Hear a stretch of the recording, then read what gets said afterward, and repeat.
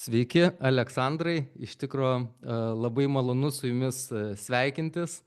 Ir jūs mane kalbinot nesenai, tai aš susistačiau visą savo įrangą ir galvojau, pradėsiu irgi daryti tokias kaip laidas trumpas, pasidiskutavimą. Tai šiandien gal norėčiau pakalbėti, gal pristatysiu jūs, kurie publika gal mane seka, kad nežino, tai Aleksandras Nemunaitis dirbo Vilniaus miesto taryboje, yra ir savo partijos pirmininkas.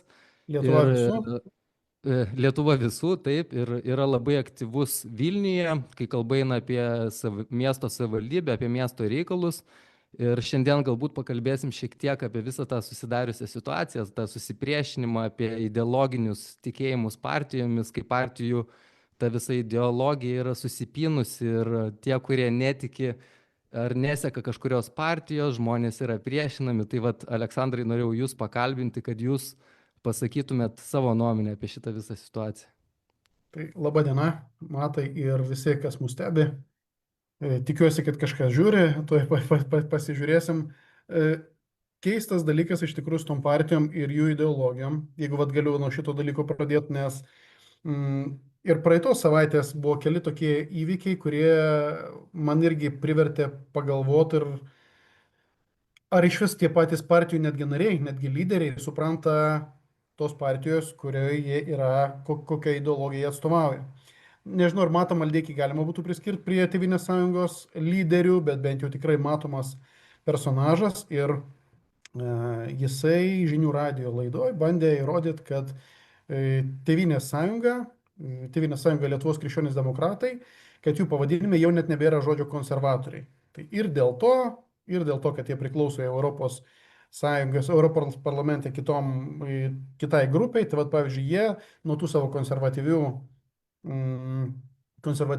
idėjų šiek tiek ir atsitraukė. Tai buvo Facebook'e sureaguota, tai ir ten nuoroda į jų įstatus, kad visgi ne, ten pilnas partijos pavadinimas visgi turi savyje ir žodį konservatoriai, ir kad įstatuose parašyti, kad jie turi atstovauti krikščioniškas vertybės ir taip toliau, ir taip toliau. Tai bet vat, ką aš bandau pasakyti, kad dabar bandoma manipuliuoti kaip kam patogu. Ir tos partijos realiai nuo savo ideologinio pagrindo kažkaip pabėgia. Ir pagal ką žmonės renkasi tas partijas, tai yra tikrai pakankamai sunku. Ir aš mačiau paties pasirodymus, va čia Facebook'e pakankamai populiarūs, jie buvo du išėjimai apie tai, kad kiekvienoje partijoje yra normalių, adekvačių žmonių, su kuriais galima kalbėti. Aš tam visiškai pritariu. Ir demonizuoti jų nereikėtų.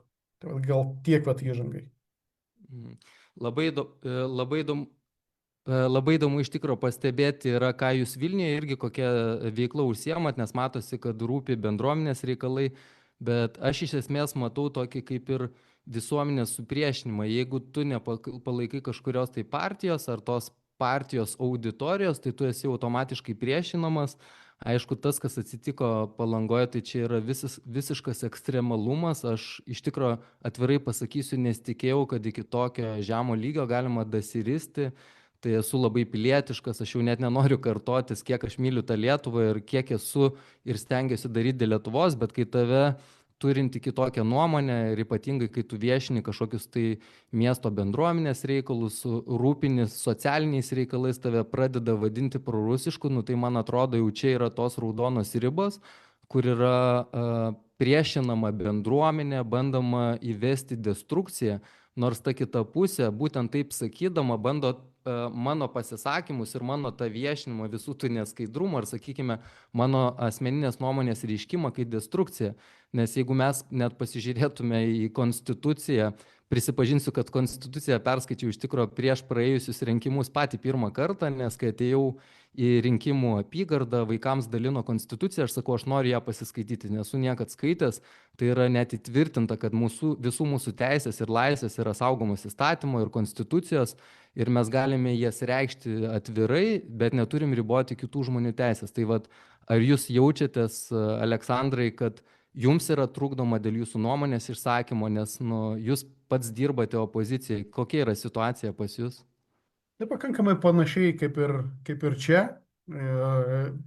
Mačiau irgi šitą, net nežinau, ar čia yra konfliktas, nes konfliktas, kai dalyvauja abi dvi šalis.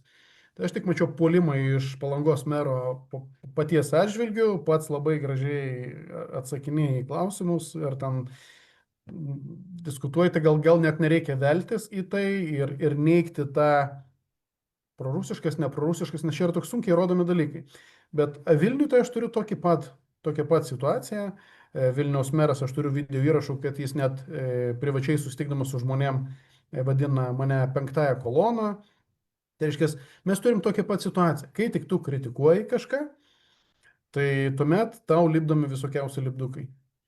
Ir panašu, kad tai veikia, nes dalį auditorijų tas veikia. Ir mes turim tą polarizaciją, kad kiekvienas traukia tą kaldrą link savęs ir tą savo auditoriją link savęs.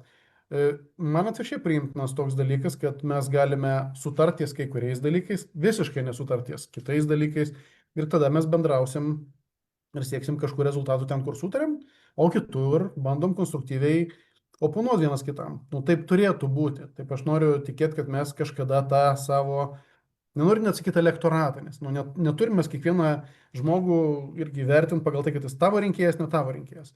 Bet kalbėsiu gal apie tai, kad Lietuvos žmonės, kad būtų šiek tiek kritiški visiems, visą informaciją, kai išgirsta, kad mokėtų surinkti informaciją iš skirtingų šaltinių, patys priimti sprendimą. Tuomet nelips tokie lipdukai prorusiškas. Kaip tu gali sakyti prorusiškas, jeigu tu matysi, kad, palauk, bet žmogus daro tą ir tą. Čia pasisakė taip, čia jo veiksmai rodė taip. Tai jie tiesiog neprilips. Bet kad mes kažkokie dabar, kaip visi, kaip žmonės, ar tai tingus ir dėl to neskiriam laiko smegenų higienai ir nebeskaitom tiek, kiek galbūt reikėtų. Dėl to nesam kritiški ir turim tuos savo nuomonių lyderius, kurie mums dėl vienokios arba kitokios priežasties yra priimtini. Ir dėl to jau paskui tada sugeriam viską iki galo, ką jis sako. Iš esmės taip neturėtų būti. Turėtų būti, kad mes kažkokią ties vieną nuomonę galim sutart, ties kitą galim absoliučiai nesutart. Vat aš su Skirmantu Malinausku šiandien ryte Facebook'e mes diskutuojam, nors prieš tai yra labai temus, kur visiškai sutarėm, bet dėl sporto finansavimo mes nesutarėm. Ar dėl to aš, pavyzdžiui, dabar blogai apie jį galvoju? Ne. Toliau diskutuosim, toliau bandysim vienas kitą įtikinti. Tai yra absoliučiai normalu. Bet man atrodo tas normalu, nes protingai išsilavinę žmonės šitą visą konstruktyvų dialogą gali paversti kaip į pozityvų rezultatą. Bet man atrodo, kur yra pačios didžiausios rizikos ir kad ir kaip naivu atrodytų, aš suprantu, kodėl žmonės, kurie yra opozicijoje, šiandien aš suprantu, ar kurie turi kitokią nuomonę, tu skiri savo laiką pilietiškumui, stengiasi daryti dalykus dėl bendruomenės, kai kurie gal daro dėl savanaudiškų paskatų, gal turi kažkokį tai verslą, bet nori vis dėlto, kad viskas būtų sąžininga, demokratiška, bet savivaldybėse yra tokie kaip viešinimo pinigai. Tai aš nekartą girdėjau, kaip ir jūs reiškite savo įrašuose, kaip kalbėjote, kokios sumos yra skiriamos.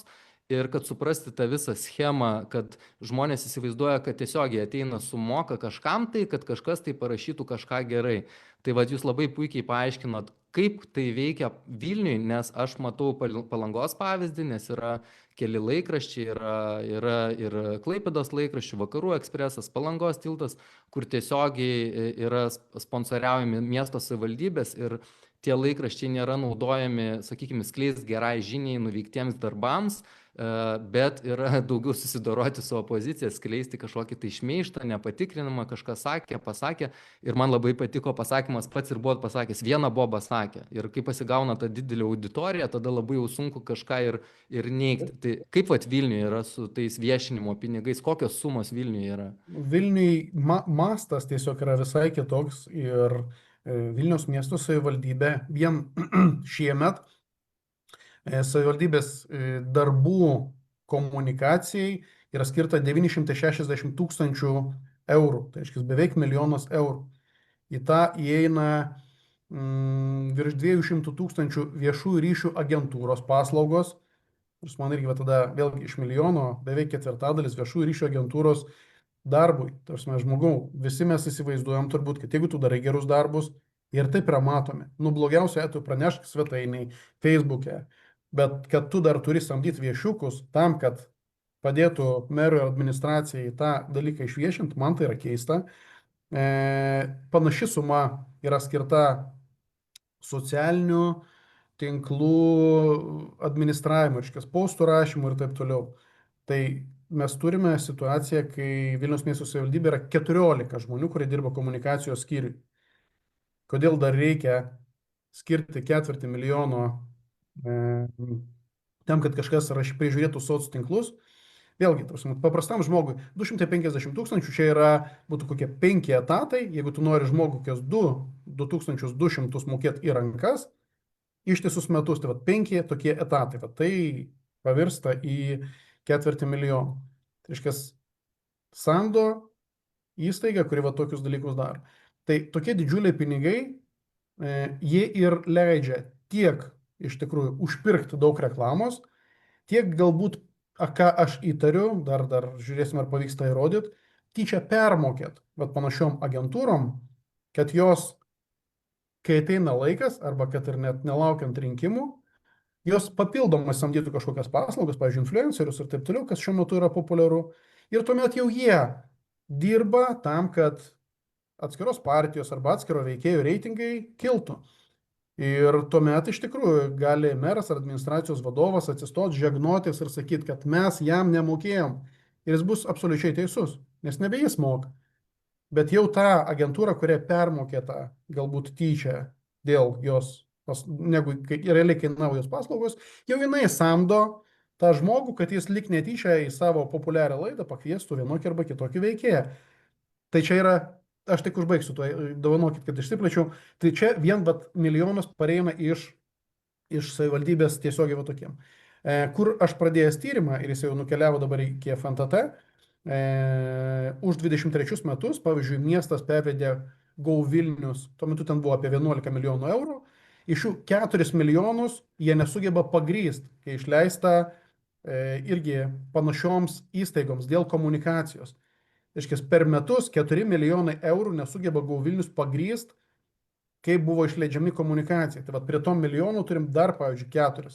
Tai tokie pinigai kalba apie Vilnių. Ir aš manau, kad šitoje vietoje jau tuomet tie patys pinigai gali būti naudojami ne tik Vilniui. Jeigu visgi aš esu teisus, ir tai yra tiesiog eina komunikacijai, bendraja prasme, tai gali gauti kažkokių papildomų paslaugų ir, pavyzdžiui, tos partijos, kurios atstovas ir vadovauja miestui. Bet aš galvoju, kad visą tą, ką perklausiau, pati didžiausia rizika yra ir tai, kad mes neneiksim, kad yra užpirkinėjami straipsniai, galbūt kažkokiam tai viešinimui. Ir jeigu įsivaizduotume, kad tu valgai iš kažkokio tai puodo, sakykime, tave šeimininkas maitina, šeimininkas, tai šiuo atveju, sakau, miesto savivaldybė, ir vėliau tu pradedi kasti į koją, tai automatiškai tas pasakymas, tugi nekasi savo šeimininkui į koją, tai tada jau kyla tada klausimas, ar viskas taip vyksta skaidriai ir legitimiai, kai norima išsakyti kažkokią tai kritiką. Aišku, yra gal tie didieji dienraščiai, kažkokia tai kultūra, žurnalistika yra, bet iš esmės, kai kalbame apie politiką, apie rinkimus, tai prasideda tokie slidus dalykai, kur tada galima labai ir pajausti, kad viskas labai jau kažkaip krypsta į vieną pusę ir dažniausiai tą pusę, kuri buvo valdžia prieš tai. Bet čia kalbam ne tik apie konservatorius. Matai, bet ir apie Palangą, aš noriu savo Vilniaus, bet ir Palangą pritaikykit.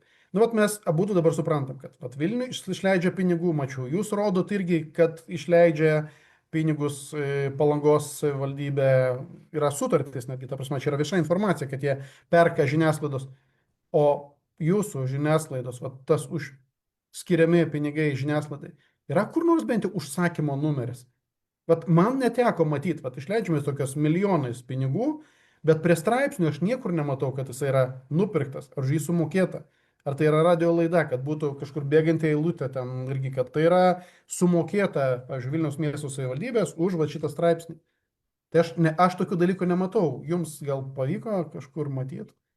Pas mus iš tikrųjų situacija dar prastesnė. Iš tiesų, iš pirmo žvilgsnio žiūrint, tos sumos gal ir netrodo, kaip sąlyginai nedidelės, 15 000, ten 12 000, yra ir 15 minučių, ir Delfi, tai negali sakyti, kad šitie dienraščiai, ten Delfi 15 minučių sistemingai kažką tai daro. Aš matau tos kritikos, tikrai matosi tie straipsniai, bet yra ir kiti tie, sakykime, netiesioginiai finansavimo būdai, taigi yra ir įvairiausi kiti projektai, yra miesto renginiai, yra šventės. Vėl ir atsidaro tokios kaip Pandoros tokia skrinė, kur tu gali daryti rėmimus, Tai patį puikiausią pavyzdį, tai turbūt visa Lietuva žinos. Ir mano kritika apie tą patį Igničio renginį, kur visi čia garsiai kalbėjo, tai aš nuo pirmos dienos sakiau, čia yra viešųjų ryšių akcija. Aš dar nežinau tuo metu, kad bus kažkokia tai šventė, tie šviestuviai viešųjų ryšių šventė. Ir kai mes po to pamatom, kokios sumos yra skiriamos, aišku, ponas Jakilaitis, aš prieš poną Jakilaitį kaip apie žurnalistą neturiu nieko blogo, bet aš pastebėjau paskutinės laidas, ypatingai kur veda per Lietuvos LRT televiziją, tai jeigu atkreiptume dėmesį, yra visi lydintieji klausimai, kitaip sakant, leading questions. Tai iš karto susidaro tokia nuomonė. Palangoje konservatoriai, ant scenos yra vedamas renginys, yra daroma kažkokia tai reklama ir viskas tada vis tiek kaip ir tu įrodyti negali, bet tada atsidaro durys visokiom sąmokslo teorijom. O kodėl mums tada reikia? Ką mes neturim pasamdyti profesionalių renginių vedėjų? Mums reikia dabar iš Vilniaus, kad atvažiuotų ponas Jakilaitis, pravestų Igničio renginį. Jisai pasidarytų savo reklamą. Jeigu dar ponas Jakilaitis nuspręstų kandidatuotis į prezidentus, atvažiuoja, pagiria, kokie mes čia faini, pagiria Ignitį ir mes čia turim tą vėjo jėgainę. Aš ne prieš tokius dalykus, bet aš ką noriu pasakyti, mes patys visą Lietuvą ir susimokam. Tai nereikia pasakot, kad čia mes turim viską už dyką, bet jeigu suvedant į tą patį reklamas, tai čia lygiai ta pati situacija, identiška situacija. Tik tai čia jau naudojamės valstybės pinigais ir mokesčių mokėtojų pinigais. Taip, aš irgi tik norėčiau patikslinti, kad, pavyzdžiui, aš nemanau, kad visa čia žiniasklaida kažkokia susitarus ir taip toliau. Aš, pavyzdžiui, irgi negaliu skūstis dėl dėmesio. Aš tikrai gaunu pakankamai dėmesio iš žurnalistų. Ačiū jiems už tai, bet tiesiog aš bandau parodyti, kad, pavyzdžiui, nelygiavertės tos svorio kategorijos, pavadinkim, o žmonės ir susidaro tą įvaizdį, ypač jeigu, pagal informacijos kiekį, vėlgi. Kažkur yra pozityvas, yra koks nors, pavyzdžiui, Aleksandras Nemunaitis arba Gailevičius Matas, kuris vėl viskuom nepatenkinti, ne? Tai žmonės tą patį pozityvą jie geriau priima, o jeigu dar padedi į reklamą, sudedi pinigus, tai pasiekimumas visai kitoks. Visiškai sutinku, iš tikrųjų, ir norisi to daug pozityvo, aš matau ir jūs pats pozityvus ir iš esmės aš pats kaip žmogus esu labai pozityvus, bet jeigu žmonės sužinotų, kiek tų temų galima ištisai kalbėti ir daryti, jau tu kartais net galvoji, gal jau net reikia palaukti, nes iš kitos pusės, kai tave bandoma nupiešti kažkokiu tai priešu, tai ir nori parodyti, kaip žmogui viskas yra negerai. Ir man dar paskutinis įrašas miesto mero, kuris ten mane išvadino prorusišku, iš tikro daug labai skambučių ir miesto žinučių sulaukiau, bet pasakymas, kad šitą žmogų kažkas remia, jisai skiria labai daug laiko. Aleksandrai, aš nežinau, ar jūs pats turėjote asmeninį verslą, aš kaip pavyzdį galiu duoti, kas yra asmeniniam versle ir kas yra verslininkas. Tu esi direktorius, tu esi pardavėjas, tu esi treneris, aš kalbu dabar apie sporto klubą, tu esi valytojas, kai valytojas nėra, tu esi marketingas, tu dedi postus, tu kuri tekstus, tu komentuoji, tu esi viskas viename ir kai Šarūnas Vaitkus parašo, kad kažkas montuoja įrašus, kažkas rašo tekstus, kažkokie čia tai yra kažkokie susitarimai juodi, žmogus nesupranta, sėdėdamas valstybiniam darbe, kai jisai turi departamentus, kad paprastas žmogus, kuris daro verslą ir jisai yra vienas visame kame. Ir man iš tikrųjų juokingi yra tie visi, aš žinau, kiek laiko žmonės praleidžia montavimuose, aš nežinau, kiek jūs, bet aš asmeniškai dedu viską organiškai, nusifilmuoju, įdedu kartais ten kažkokį paveiksliuką uždėti. Visas tas, nekalbant apie įrašo trukmę, užtrunka sumontavimas 10 minučių 15. Bet tiem žmonėms, kurie nesigaudo, sakykime, vyresnio amžiaus žmonės, bandoma nupiešti. Taip, čia yra dideli pinigai įvelti, čia dabar kažkas didelis baubas, čia sponsoriauja, daro. Tiesiog žmonės nori įtikinti, kad negali būti pilietiško žmogaus, kuris tiesiog nori išsakyti savo nuomonę. Ir netgi ta tema, kad žmonės sako, tu čia jau ruošiesi eiti į merus. Aš nesiruošiu eiti į jokius merus, bet jeigu ir aš ruoščiausi, Aleksandrai, kame čia yra blogis? Tai matai, iš tikrųjų geras klausimas, nes tai tavęs klausinėje, o man jau vos nepriekaištauja, kad visa tavo komunikacija, sako, čia dėl to, kad tu ruošiesi rinkimams. Pirmas dalykas, taip, aš politikas, aš jau net tą statusą turintis politikas, aš tarybos narys. Antras dalykas, aš partijos vadovas. Tai būtų labai keista, jeigu aš aktyvus politikas ir neplanuoju, pavyzdžiui, eiti į Vilniaus merus arba mano partijos koks nors kolega Tai tam žmonės ir ateina į politiką, kai tu matai kažkuo, kuom tu nepatenkintas, kur tu galvoji, kad gali būti daroma geriau, normalu siekti ir tai yra būtent tam tikros pozicijos, tai ir yra įrankiai, kaip tu gali tą dalyką padaryti. Nu, kažkurio momentu tu nuo kritikos pereini prie pasiūlymų, o baigėsi tuo, kad tu bandai siekti tų pozicijų, kad tu visgi su tos pasiūlymus, tą savo viziją ir realizuotum. Labai organiškas, labai natūralus procesas. Paties pareiškimai irgi man labai patinka apie tai, kad nu žmonės, nu būkit pilietiški, dalyvaukit irgi politikų, net nebūtinai galit būti šalia politikos. Pavyzdžiui, pas mus formatas yra toks, kad į mano organizuojamus susirinkimus susirenka tiek partijos nariai, tiek ne partijos nariai, kurie gali atnešti savo ekspertiškumą vienokiu arba kitokiu klausimu. Tačiau tu gali net nedalyvauti toj partijoje, ateik kartą per mėnesį, išgerk kavos, pakritikuok netgi kolegas, kurie galbūt iš tikrųjų nusišneka, arba pasiūlyk, kaip reikėtų, pasakyk, o žiūrėk, kitoj šaly realizuojama taip, taip ir taip. Tai praturtina pačią diskusiją, praturtina žmonės, netgi tie, kurie eina į politiką, jie turi tą ekspertinę nuomonę šalia. O ekspertai kažkiek tada pradeda suprasti apie politiką, kad tu gali žinot, kaip reikia padaryti, bet tu to nepadarysi, nes ir ten yra kažkokios, ten nežinau, priežastys. Tai dalyvavimas arba visuomeninė veikloje, arba politinė veikloje, tai yra labai labai sveikas. O klausimas yra dabar, sakau, jūs kaip politikas, nes vis tiek atstovaujat Vilniaus miesto savivaldybėje, Vilniečius, vis tiek matot ir gerų darbų. Nu, ką padaro, pavyzdžiui, jūsų oponentai, sakykime, partijos, kas yra daugumoje. Tai ar yra ta komunikacija, kai jūs, pavyzdžiui, kaip politikas galit prieiti ir pasakyti, va šitas sprendimas buvo geras, sveikintinas, gera pozicija, sveikinu. Ar jūs galit, nežinau, čia galima tokį žodį sakyti, perlipti per save ir jūs taip darot, ar tiesiog dabar mes politikui turim tokį dalyką, kad viską, ką daro opozicija, tai mes prieštarausim, viską, ką daro opozicija, mes prieštarausim, yra didžiausias blogis, netgi ir geri dalykai, kuriuos padaro, mes jau nebegalim pasakyti, kad čia yra gera pozicija. Yra tokių dalykų nedaug, prisipažinsiu, tarsi aš gal kartais irgi esu labai angažuotas ir taip yra, jau tiesiog, kai nemėgsti atskirų personažų, yra sunku tą dalyką padaryti, bet, pavyzdžiui, per paskutinius kelis mėnesius buvo tokie dalykai, kur aš netgi ir tarybų posėdžių salėje irgi paprašiau žodžio ir aš ginu valdančiųjų siūlomus sprendimus prieš kitą opoziciją arba net prieš dalį valdančiųjų. Nes ten, pavyzdžiui, pas mus yra Tėvynės sąjunga ir Laisvės partija. Tai Laisvės partija nenorėjo palaikyti Tėvynės sąjungos pasiūlymą, o aš atvirkščiai buvau tas, kuris siūlė palaikyti. Čia kalbu konkrečiai apie tai, kad mistiniais būdais žmonėms gražinta žemė buvo iš esmės Vilniaus centre arba netoli centro.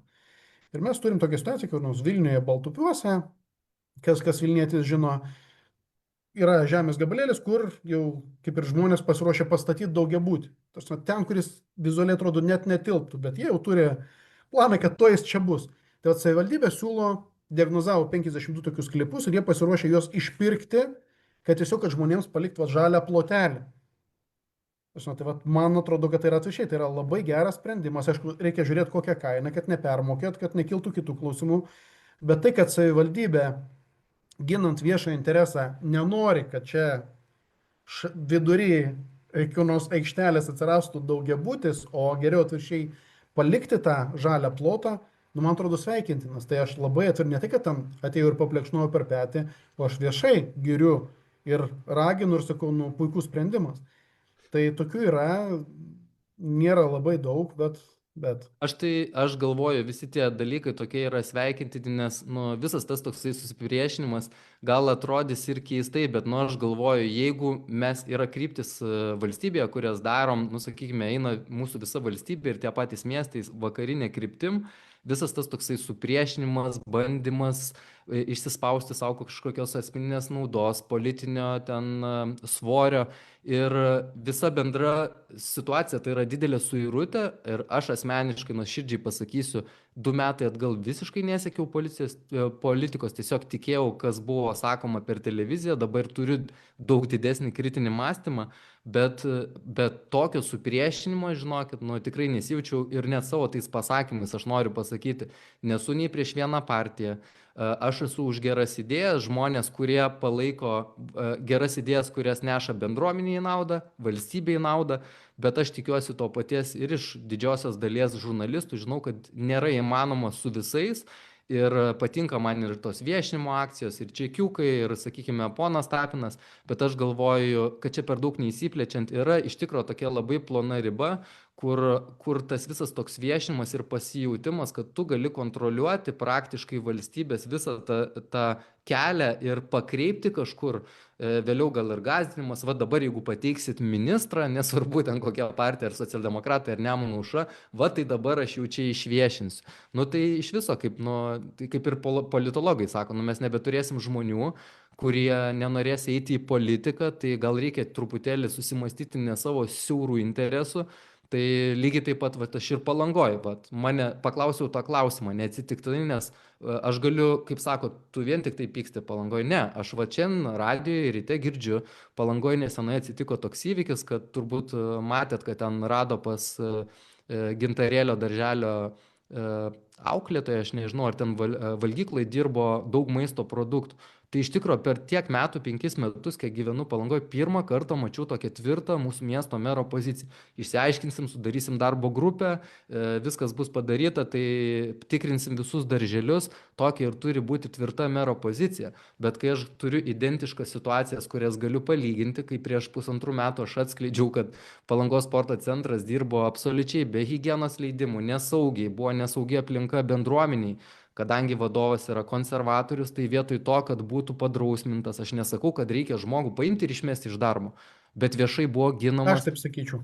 Taip, bet nu, tu pasveri tada situacijas ir tu galvoji, čia jau kvepia politika, čia kažkur darželį, taip, ta moteris neturi kažkokio politinio svorio ir dabar mes ją suvalgysim, bet iš tikrųjų tokia ir turi būti griežta pozicija tokiais kritiniais klausimais. Čia Matai, bet va, tu gerai va šitą patraukit, dėl ko man nepatinka Andrius Tapinas. Nes neginčia, ta prasme, kad kai kurie tyrimai yra jo tikrai puikus. Pavyzdžiui, aš irgi už tai, kad po čekiukų iš vis dalis politikų tiesiog iškeliautų į politikos šiukšlyną ir mes jų neturėtume, nes tai yra vagystė. Daugumoje atveju, bent jau tiek, kiek yra skelbiama, tikrai buvo vagystė, dokumentų klastojimas ir taip toliau. Bet aš norėčiau, kad nebūtų skirstoma pagal partijas. Tiesiog visiems vienodai. Aš norėčiau, kad vertinimas būtų vienodas. Ne?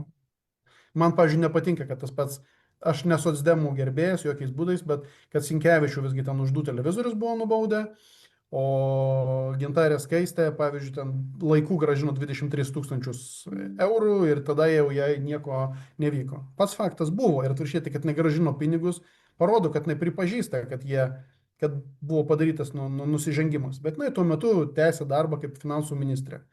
Tai va, taip ir tas pats Tapinas, kad jeigu jis griebia vienus, visiškai neliečia kitus, net labai didelės aferos. Kur jau jeigu su tokia auditorija, tai tikrai jau po mano Facebook postais dažnai rašo, o tai ką į tai Tapinas, jau čia kaip bajeris. Kaip autoritetas. Bet ne, čia kaip bajeris, jau atvirkščiai niekas nesitikė, kad jis tam tikros partijos kliurkas tirs. Tai aš tada jį ir traktuoju, kaip tai yra, dirbantis vienai politiniai jėgai, gal 2 politiniam jėgoms ir padeda savo autoritetu sudorot kitus. Tai... Jūs, Aleksandrai, labai gerą pavyzdį davėt, iš tikrųjų, paminėdamas, aš šitoj vietoj galbūt ir būsiu šiek tiek šališkas ne dėl to, kad aš priklausau partijai, bet yra čia Palangos miesto taryboje Svetlana Tučkė, iš tikrųjų yra vienintelė moteris, nesvarbu moteris ar vyras, bet jinai vienintelė opozicijos atstovė, kuri dar išdrįsta kelti svarbias problemas, kažką viešinti ir nesenai pasirodė straipsnis. Iš karto, kai moteris gavo kanclerės darbą, tai automatiškai čia to tik ir laukia Palangos konservatoriai, kad galėtų sudirgti žmogaus reputaciją ir kalba ėjo būtent apie tuos čekiukus. Ir aš skaitau tą straipsnį. Panaudotos 56 kortelės mokėjimo. Ir aš pats paklausiau, sakau, Svetlana, aš pats prieš tokius dalykus. Sako, matai, ten buvo nuolaidų kortelės, aš mokėjau tik tai su savo kortele, sako, aš esu pateikusi viską pareigūnams ir žmogus užtikrintai sako, ir aš neturiu čia net nėra kur kažkokio vietos kažkokie interpretacijai. Čia yra tas pats, kas, nu, aš pasakysiu pavyzdį, aš ateinu iki parduotuvę, aš asmeniškai nuolaidų kortelių irgi neturiu. Tai aš pasiemu prieš mane stovinčio žmogaus, pasidarau nuolaidą, susimoku savo kortelę.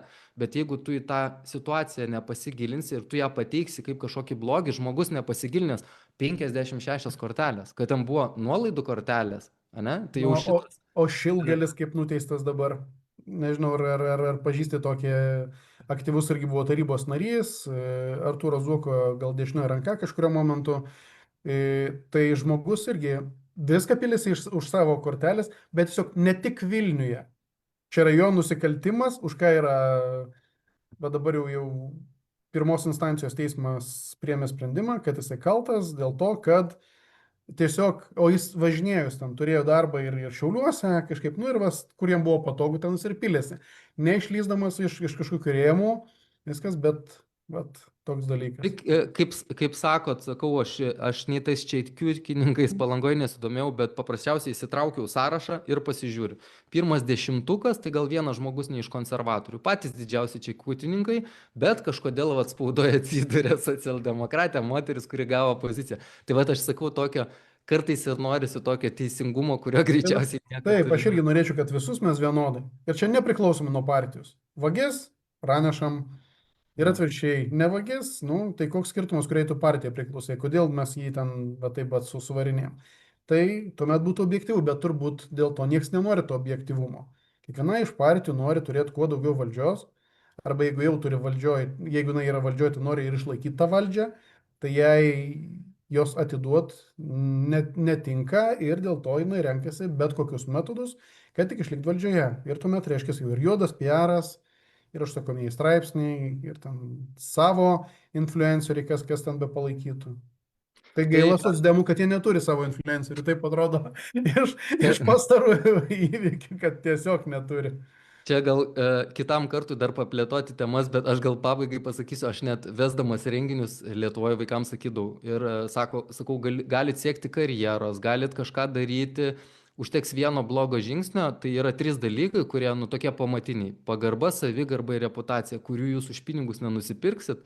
Tai jeigu mes sieksime tos trumpalaikės naudos, kaip sako, ten nesvarbu ar politiniai partijai, ar savo, tai tas kelias yra toksai trumpas, bet, nu, jeigu tu nori, kad tave atsimintų ar tave gerbtų žmonės ilgalaikiai perspektyvai, nu, tai daryk darbus, kaip sakau, neleis daug laiko, tiesiog sėdėk į kamerą, sakyk teisybę ir čia jokio montavimo profesionalaus nieko nereikia, jokių ekranų su bėgančiom raidelėm, atsisėdam, pasikalbam. Tai... Tiek prikiš, kad dar įrangą tau supirko kažkas.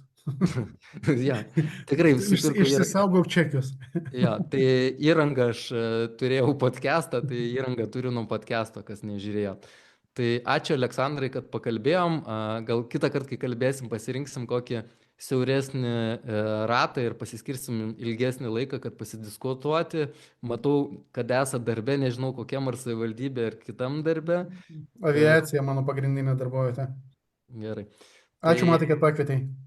Linkiu neišskristi niekur, sėdėkit Vilniuje, darbuokitės miesto labui. Tai iki pasimatymo. Iki.